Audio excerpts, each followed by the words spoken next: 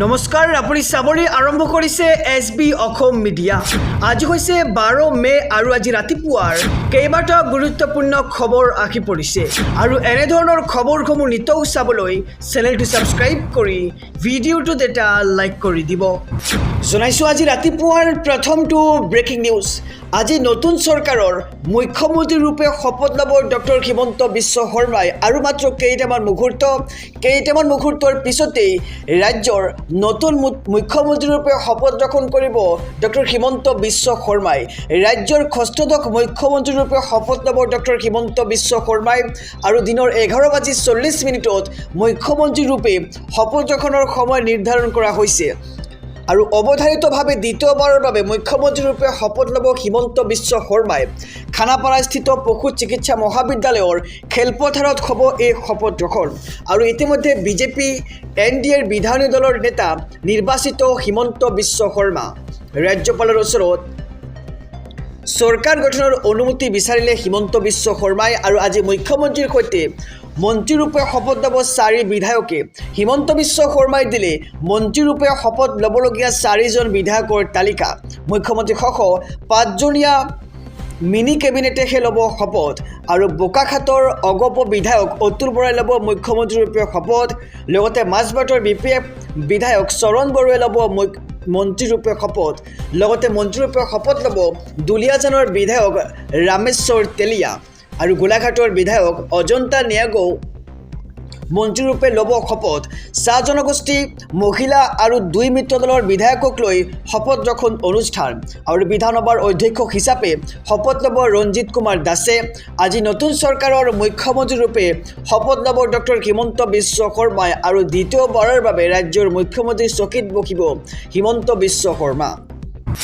জনাইছোঁ আৰু এটি ব্ৰেকিং নিউজ ডাঙৰ খবৰ। আজি একেৰাহে তৃতীয়বাৰলৈ বিজেপিয়ে শপত গ্ৰহণ কৰিব আৰু দ্বিতীয়বাৰৰ বাবে অসমৰ মুখ্যমন্ত্ৰী হ'ব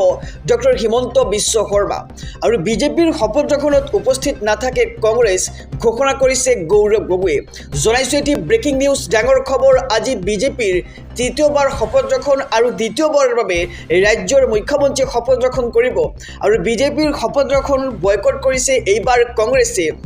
আৰু আজি শপত গ্ৰহণ অনুষ্ঠানত উপস্থিত নাথাকে কংগ্ৰেছৰ কোনো প্ৰতিনিধি। বিজেপিৰ শপত গ্ৰহণ অনুষ্ঠান বৰ্জনৰ সিদ্ধান্ত এইবাৰ কংগ্ৰেছৰ চৰকাৰক সুপৰামৰ্শ দিবলৈ থাকিব বিৰোধী, কিন্তু এনে অনুষ্ঠানলৈ নাযায় কংগ্ৰেছ দল। বিজেপিয়ে শপত গ্ৰহণ অনুষ্ঠানলৈ কংগ্ৰেছৰ বিধায়ক নেতাক জনাইছিল আমন্ত্ৰণ আৰু বিজেপিৰ আমন্ত্ৰণ নস্যাৎ কৰিছে এইবাৰ গৌৰৱ গগৈয়ে। আমাৰ আত্মবিশ্লেষণৰ প্ৰয়োজন আছে বুলি মন্তব্য কৰিছে এইবাৰ গৌৰৱ গগৈয়ে আৰু ৰাইজৰ মাজলৈ নতুন ৰূপত যাব এইবাৰ কংগ্ৰেছ। বিজেপিৰ শপত গ্ৰহণ বয়কট এইবাৰ কংগ্ৰেছৰ। আজি শপত গ্ৰহণ অনুষ্ঠানত উপস্থিত নাথাকে কংগ্ৰেছৰ কোনো প্ৰতিনিধি আৰু বিজেপিৰ শপত গ্ৰহণ অনুষ্ঠান বৰ্জনৰ সিদ্ধান্ত কংগ্ৰেছৰ আৰু চৰকাৰক সুপৰামৰ্শ দিবলৈ থাকিব বিৰোধী, কিন্তু এনে অনুষ্ঠানলৈ নাযায় কংগ্ৰেছ আৰু বিজেপিয়ে শপত গ্ৰহণ অনুষ্ঠানলৈ কংগ্ৰেছ বিধায়ক নেতাক আমন্ত্ৰণ জনাইছিল আৰু বিজেপিৰ শপত গ্ৰহণ এতিয়া সম্পূৰ্ণ বয়কট ঘোষণা কৰিছে কংগ্ৰেছৰ ফালৰ পৰা।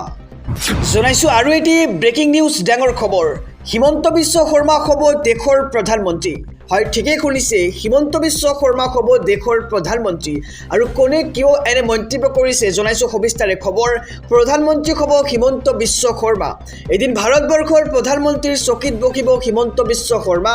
ভাগ্যৰ দুৱাৰ খোল খাব হিমন্ত বিশ্ব শৰ্মাৰ। এইবাৰ ভৱিষ্যতবাণী কৰিলে গংগাত্ৰীৰ সাধু স্বামী নাৰায়ণে আৰু শপত গ্ৰহণ অনুষ্ঠানলৈ আহি এই ভৱিষ্যতবাণী কৰিছে স্বামী নাৰায়ণে আৰু হিমন্ত বিশ্ব শৰ্মাক আশীৰ্বাদ দিবলৈ আহিছিল স্বামী নাৰায়ণ আৰু হিমন্ত বিশ্ব শৰ্মাৰ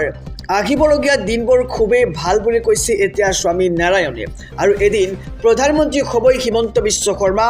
এদিন প্ৰধানমন্ত্ৰীৰ চকীত বহিব হিমন্ত বিশ্ব শৰ্মাই আৰু হিমন্ত বিশ্ব শৰ্মা এগৰাকী ভাল মুখ্যমন্ত্ৰী বুলি এতিয়া মন্তব্য কৰিছে স্বামী নাৰায়ণে আৰু ভগৱানৰ আশীৰ্বাদ আছে হিমন্ত বিশ্ব শৰ্মাৰ ওপৰত। হিমন্ত বিশ্ব শৰ্মাৰ দৰে মুখ্যমন্ত্ৰী ক'তো নাই বুলি মন্তব্য কৰিছে স্বামী নাৰায়ণে আৰু এদিন ভাৰতৰ জনতাই প্ৰধানমন্ত্ৰী হিচাপে পাব হিমন্ত বিশ্ব শৰ্মা। ভৱিষ্যতবাণী কৰিলে গংগাত্ৰীৰ সাধু স্বামী নাৰায়ণে। শপত গ্ৰহণ অনুষ্ঠানলৈ আহি এই ভৱিষ্যতবাণী এইবাৰ স্বামী নাৰায়ণৰ। জনাইছোঁ আৰু এটি ব্ৰেকিং নিউজ ডাঙৰ খবৰ চাকৰিৰ পৰা ব্যৱসায়লৈ নিবনুৱা যুৱক যুৱতীলৈ ভাল খবৰ NDA 3.0 চৰকাৰৰ চাহ শ্ৰমিকৰ জীৱন আৰু জীৱিকাও হ'ব শক্তিশালী শপত গ্ৰহণৰ পূৰ্বেই এইবাৰ ডক্টৰ হিমন্ত বিশ্ব শৰ্মাৰ এই ডাঙৰ ঘোষণা জনাইছোঁ এটি ডাঙৰ খবৰ ভাল খবৰ শপত গ্ৰহণৰ পূৰ্বেই ডক্টৰ হিমন্ত বিশ্ব শৰ্মাৰ ঘোষণা এইবাৰ অসমবাসীলৈ 10 লাখ যুৱক যুৱতীক আগবঢ়োৱা হ'ব 5 লাখকৈ টকা আৰু যুৱশক্তিৰ হাতত নতুন অসম গঢ়াৰ দায়িত্ব অৰ্পণেৰে বৃহৎ ঘোষণা ডক্টৰ হিমন্ত বিশ্ব শৰ্মাৰ আৰু লাখ লাখ নিবনুৱাক পুনৰ চাকৰি প্ৰদানৰ প্ৰতিশ্ৰুতি পূৰণৰ লক্ষ্য চাহ শ্ৰমিকৰ বাবেও ডাঙৰ ঘোষণা NDA 3.0 চৰকাৰৰ প্ৰতিজন চাহ শ্ৰমিকৰ জীৱন আৰু জীৱিকা শক্তিশালী কৰাৰ লক্ষ্য হ'ব এইবাৰ নতুন চৰকাৰৰ আৰু 500 টকালৈকে চাহ শ্ৰমিকৰ মজুৰি বৃদ্ধি কৰাৰ বৃহৎ ঘোষণা ডক্টৰ হিমন্ত বিশ্ব শৰ্মাৰ আৰু শপত গ্ৰহণৰ পূৰ্বেই এইবাৰ মন্ত্ৰী ডক্টৰ হিমন্ত বিশ্ব শৰ্মাৰ ডাঙৰ ঘোষণা অসমবাসীলৈ 10 লাখ যুৱক যুৱতীক আগবঢ়োৱা হ'ব 5 লাখকৈ টকা লগতে যুৱশক্তিৰ হাতত নতুন অসম গঢ়াৰ দায়িত্ব অৰ্পণেৰে বৃহৎ ঘোষণা ডক্টৰ হিমন্ত বিশ্ব শৰ্মাৰ জনাইছোঁ পৰৱৰ্তী খবৰ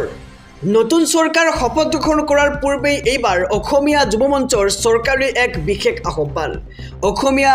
যুৱ মঞ্চৰ পৰা কোৱা হৈছে যে মিয়া মানে হৈছে চোৰ ডকাইত আৰু গাড়ী চোৰৰ পৰা আৰম্ভ কৰি নকল সোণ আৰু নকল টকা সকলোতে মিয়াসকল জড়িত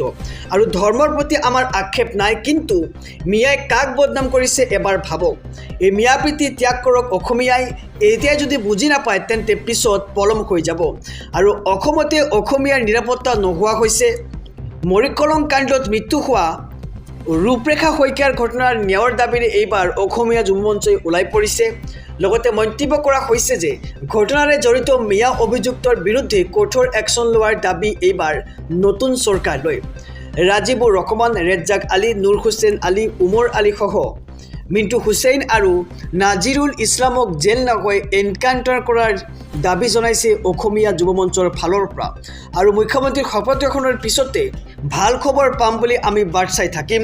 বাংলাদেশৰ মৌলবীয়ে ভাৰতৰ প্ৰধানমন্ত্ৰীক গৃহমন্ত্ৰীক মুখ্যমন্ত্ৰীক ভাবুকি দিয়াৰ সাহস ক'ত পালে আৰু অসমীয়া হিন্দু জাগিলে মিয়াই দৌৰি দৌৰি ৰক্ষা নাপাব বুলি এতিয়া মন্তব্য কৰা হৈছে অসমীয়া যুৱ মঞ্চৰ ফালৰ পৰা আৰু আমাৰ মা ভনীক চকু দিয়া মিয়াক আমি কেতিয়াও সহ্য নকৰিম আমাৰ নিজৰ মানুহক মৰা মিয়াক আমি চাই থাকিম বুলি মন্তব্য কৰিছে এতিয়া যুৱ মঞ্চৰ ফালৰ পৰা আৰু জনাইছোঁ আৰু এটি ব্ৰেকিং নিউজ ডাঙৰ খবৰ এদিন হ'লেও আমি জনতাই বিচৰা সোণৰ অসম প্ৰতিষ্ঠা কৰিম আৰু এইবাৰ এনে মন্তব্য কৰিছে অজাপৰ সভাপতি লুৰিণজ্যোতি গগৈয়ে জনাইছোঁ সবিশেষ খবৰ এটি ব্ৰেকিং নিউজ ডাঙৰ খবৰ জীৱন যেতিয়ালৈকে থাকিব তেতিয়ালৈকে আমি সংগ্ৰাম অব্যাহত ৰাখিম আৰু অসমৰ জনতাই আমাৰ ভুলবোৰ আঙুলিয়াই দিব জনতাই বিচৰা অসমখন আমি দিম আৰু বাস্তৱায়িত কৰিম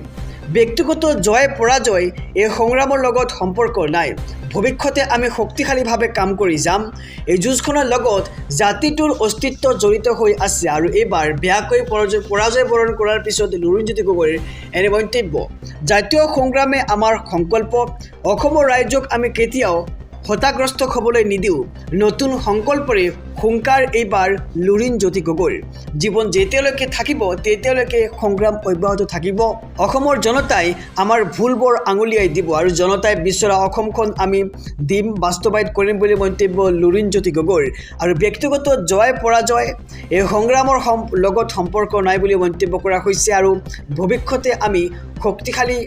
শক্তিশালীভাৱে কাম কৰি যাম বুলি মন্তব্য এইবাৰ অজাপৰ সভাপতি লুৰিণজ্যোতি গগৈৰ